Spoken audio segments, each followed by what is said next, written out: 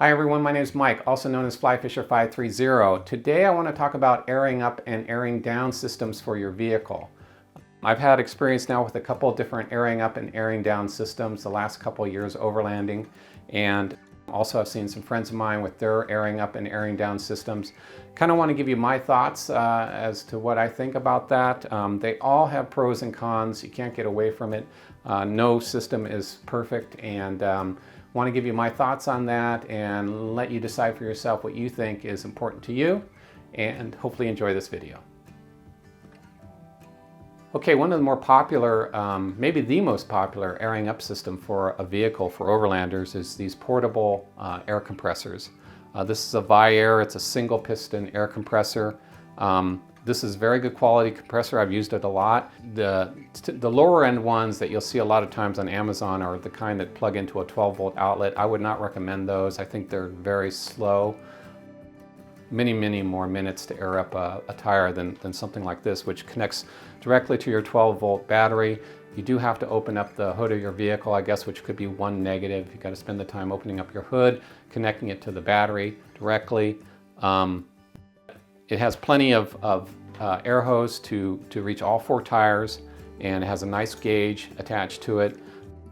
Air definitely makes very good quality air compressors. I think Smittybilt makes a pretty damn good one now. It's a dual piston compressor, so it airs up tires a lot faster than this one would. So these portable air compressors, there's other good ones out on the market as well, are really handy, especially, like I say, if you want to move it from vehicle to vehicle. If you have a friend of yours that needs to air up his tires, that's one big advantage of these. They're not tied to any one vehicle, and you can move them around. So the only thing I think that you have to be careful about of these is they can overheat if you're airing up tire after tire after tire. So sometimes you do have to let them cool down as you're airing up your tires. So I haven't really had that issue with this one yet, but I do know it can be a problem at times. So that's what I see as the advantages and disadvantages of the Air and the portable style air compressor system. Okay, another option for airing up your vehicle is a compressed CO2 cylinder like this. This is a 10-pound cylinder of CO2 gas that's compressed. It's made by Power Tank. They make an extremely nice kit with a carry handle here, the valve system, the air hose system, the gauge system, which is really nice. The advantage of a system like this is the speed at which it's going to air up your tires. This versus minutes for something like this will take seconds. So for my 35-inch tires from 20 to 35 psi, probably takes 30 to 40 seconds. Is that a big deal compared to that? No, not really, in my opinion. It's simply a matter of minutes. But it is fast, but it also has some other advantages a system like that will not have. One of which is if you debead your tire on the trail, this can shoot in air at about 300 psi, which is extremely fast, and therefore it has a very good chance of being able to put the tire, your debeaded tire, back on its bead simply by the fact of the speed at which it's forcing air into the tire. Similar to what you see happening when they shoot starter fluid around the tire and then light it up and basically explode the air in the tire. This just is able to shoot in air at such a high rate of speed. It has a very good chance of putting the bead back on the tire. The other advantage that people don't really realize about this type of CO2 tank is because it can put air in at such a high rate of speed into the line, it can also run air tools like this, and I'll show you this in a minute. This is an air saw I keep with me at all times when I'm overlanding, just simply for the fact that you can damage things on your vehicle. You may need to cut off something, and versus going with a cutoff wheel, circular cutoff wheel style, I just felt this narrow tip was probably going to be able to get into tighter places, and I'm able to simply attach this onto the end of my hose here, and this will operate from the Power Tank. And this is actually used in one of my first trips with Daniel, 395 Junkie. I'll put a link up above, but he actually used this on a trip cutting off a bolt that was in the way of his awning, his Ursa Minor. basically. He put a new awning on his vehicle. The bolt for the awning was actually rubbing against the Ursa Minor top, and he had to cut off a bolt, and this was actually saved the day to allow him to open up his awning and actually sleep that night. So there are those other advantages to a tank like this that you don't have with a standard air compressor like that. The disadvantage, though, is you don't get infinite amount of air out of this. I think on average this will air up my 4 35-inch tires about all 4 tires 4 times max. So I always bring this with me just in case I'm on the low end of this tank, and it's kind of hard to monitor where it is in terms of how full or empty it is. You can weigh this, so completely empty it's 18 pounds, completely full it's 28 pounds. So you can pull this out of your rig or wherever and put it on a scale and weigh it to see where it is in terms of how full. I don't do that, I don't bother with it. When I'm running low, I just start using the ViAir. But that is one disadvantage. There's no infinite amount of air. Periodically you have to take it to like a fire extinguisher place to get them to refill it. But for me, the other advantage is in case you have a debeaded tire or need to use an air tool, outweigh the downside. It does also take up room in your vehicle, whereas something like this can be tucked away under a seat, or especially like the ARB style mounted ones that can be mounted in your engine bay or under a car seat. This can't do that. It takes up room in the back of my vehicle, which is one definite downside. That's all I can think of to say about the advantages and disadvantages of the power tank CO2 style system, but I do like it. Okay, just a quick demonstration. So I have the air saw now connected to the power tank. I have the tank set up to about 300 psi, which is about the fastest you'd want to set this to for the air saw, but it is very effective. It definitely does its job in terms of cutting, and if you had something on your vehicle that was damaged and needed to be cut off, this will definitely do the trick. So this is something I always carry with me, and it's very small and compact, and when you need it, it's there. Okay, other options for airing up your vehicle. Companies like ARB make some really nice air compressors. They make a portable style that fits in a case. They also make mounted in your vehicle style air compressors, either single or dual air compressor systems, which I think the dual's by far the most popular because it airs up your vehicle the fastest. But those style of air compressor systems, and ARB is not the only one, but they're probably by far the most popular. Those styles, air compressor systems, are either mounted in your engine bay, which may take some moving around of parts to make it fit. Typically they have mounting systems for specific areas in your vehicle where they will fit. And they also have mounting systems under your vehicle seats. And for platform systems like Goose Gear, there are also mounting systems, beneath platform systems like that for those air compressors. And that is nice because you just flick a switch on your vehicle, it powers up the air compressor, you plug into the outlet port in that air compressor, and you're good to go. So that's a definite advantage. You don't have to worry about refilling a tank ever. You don't have to connect to a battery. So those types of air up systems are awesome in my opinion. And so it's all a matter of advantages and disadvantages again. I guess some of the disadvantages would be they're noisy. Those style systems can be noisy, but it's only a few minutes on the trail that we're talking about. But I think those types of air up systems are typically going to be slower than this. But overall, I think they're an awesome system. I may even consider it someday for my vehicle, just simply for the fact that this takes up so much room in the back of my vehicle. So there's always pluses and minuses. You have to take trade-offs for everything. But I think those style of in-vehicle mounted compressor systems are great. You just have to decide for yourself what's going to work for you. I do know, if you mount them in the engine bay, they're going to be exposed to the weather as you drive over rain, snow, mud, that sort of thing. If you mount them under your car seat and you're going through deep water, you may expose the compressor to water and damage the compressor that way. So you do have to consider those kinds of possibilities as well if you're going to do a compressor system like that. But overall, I think they're a great option for airing up your vehicle, and so that's definitely another option. One other thing I should mention with the ARB style in-vehicle air-up systems, the air compressor systems you mount in your vehicle, they also make, for those kind of vehicle-mounted systems, a separate air tank, usually a 1-gallon air tank, that you can mount with that compressor somewhere in your vehicle, wherever you got a spot to put it. But that just gives you additional air storage so that the compressor doesn't have to work as hard, continually pumping air into each tire. And probably is somewhat faster in the sense that you have compressed air available to immediately go into each tire without the compressor having to work as hard. So that's another option to look at that I know is really popular, is to install these additional 1-gallon air tank systems. I know Viair makes one, and ARB makes a 1-gallon air tank as well that supplements the air compressor that you mount into your vehicle. So that's something else you can check into. Okay, now to talk about airing down systems for your vehicle. Speaking of ARB, they also make a valve system.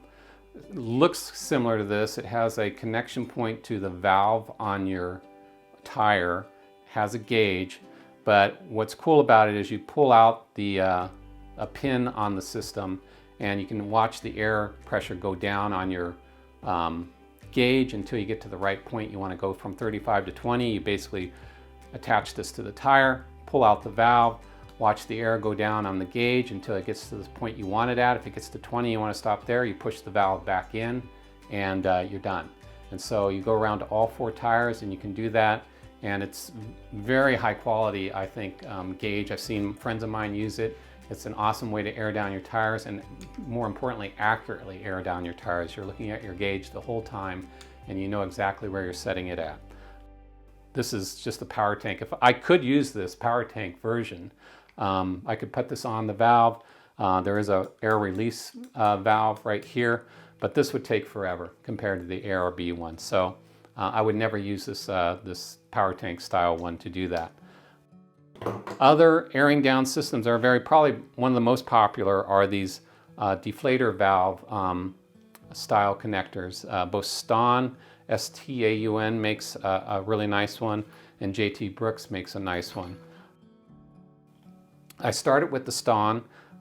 These basically have a ring on them that you set to whatever PSI you want to have on your tires, and it's kind of set it and forget it. But the deal with these is you have to know what you're setting them to. And so I had to play around with airing up my tires, airing down my tires to get these to the exactly right point that I wanted them to be at. The other issue I've had with these over time is the ring on them tends to loosen up, and then the ring's loose, and all of a sudden I've lost where my setting actually should be.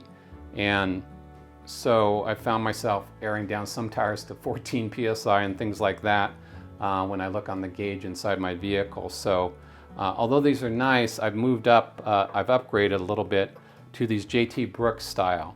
And the J.T. Brooks actually have a gauge on them that you can physically see the air pressure that you're setting to. And so you basically turn this dial to the air pressure you want, you physically see it on the gauge, and then you lock the ring. And for me, these are awesome for a couple of reasons. One, you know, even if the ring got twisted off somehow and loosened up, which I don't see that happening with these as much as the other ones, you can see physically that you're on the right setting that you want it to be. The other advantage I see with these is, let's say you're out on the trail, you're down to 20 psi, but you're in snow and now you're in some really icy off-camber conditions and you really want to air down to like 10 psi. Well, these I could very easily, in just seconds, reset these to 10, put them on the tire, and get them down to 10. And know I'm pretty much at 10 because I've set them that way with these valves. These would be a nightmare to try and do that on the trail. So that's why I really upgraded to these. I really like the idea that they're very fast to readjust to a different air pressure if you need to. And I'll leave a link down below in the description where both of these are. You do, of course, upgrade in cost as you move up. I want to say the Ston around $60. The JT Brooks, I think, are $100 to $120. I'll leave a note in the video down below what the current price is on these, but you definitely pay more for, you know, more features. So, but I've actually yet to try these, so I will do an upgraded review down the road, but I'm excited to try them, use them, and give further feedback on them as I get using them in the coming year. Okay, so some other types of airing up systems and or airing down systems. There's the systems that have multiple air hoses that connect to each tire, and then they connect to one, basically one air gauge and valve, and then you can either air up all 4 tires or air down all 4 tires at the same time while monitoring the pressure. And what's nice about those systems is once you're up to 30 psi or 35 psi, all 4 tires are at that exact same pressure. Those are really nice systems because you know exactly that all 4 tires are at the exact same pressure. Same when you're airing down, you're basically releasing air out of this valve. You're monitoring it on the gauge, and when you're down to like 18 psi, you shut the valve off, and you know all 4 tires are aired down at the same time. The downside of those systems is you'd have to take the time to walk around to all 4 tires, untangle the hose out of a bag or whatever, and then, you know, connect them to all 4 tires.